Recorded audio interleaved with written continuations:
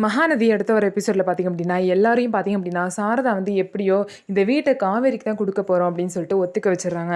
அதனால் பார்த்திங்க அப்படின்னா சரி வேறு வழியே இல்லை அப்படின்னு சொல்லிட்டு கங்காவும் யமுனாவும் பார்த்திங்கன்னா இதுக்கு ஒத்துக்கிறாங்க.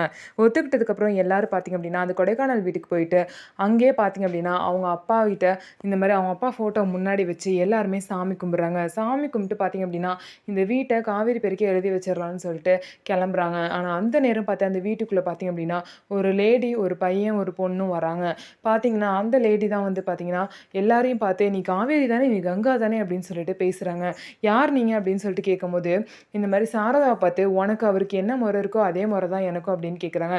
"ச்சீ என்ன இவ்வளோ அசிங்கமா பேசுற? நான் அவருக்கு பொண்டாட்டி. அப்ப நீ என்ன?" அப்படின்னு கேட்கும்போது, "நானும் அவருக்கு பொண்டாட்டி தான்" அப்படின்னு சொல்லிட்டு அந்த லேடி வந்து சொல்றாங்க. இத கேட்ட குடும்பமே ரொம்ப ஷாக் ஆயிடுறாங்க. அதுக்கப்புறம் அந்த லேடியோட பையன் பார்த்தீங்க அப்படின்னா, சந்தானத்து கூட ஃபேமிலியா எடுத்த ஃபோட்டோவ வந்து ஃபோன்ல வந்து காமிப்பாரு. இத பார்த்த ஃபேமிலியே ரொம்பவே ஷாக் ஆயிருவாங்க. ஸோ இவ்வளோ தூரம் மறைச்ச ஒரு விஷயம் இப்போ வெளிய வந்திருக்கு. ஸோ இதுக்கப்புறம் வந்து சொத்த பிரிச்சாலுமே அந்த பசங்களுக்கும் சேர்த்து தான் பிரிக்க முடியும். ஸோ இதுக்கப்புறம் என்னென்ன பிரச்சனைலாம் வெடிக்க போகுது அப்படின்னு சொல்லிட்டு நம்ம வெயிட் பண்ணி பார்க்கலாம். நம்ம வீடியோ உங்களுக்கு பிடிச்சிருந்தா நம்ம வீடியோவ லைக் பண்ணிக்கோங்க. மறக்காம நம்மளோட சேனல சப்ஸ்கிரைப் பண்ணிட்டு பாருங்க.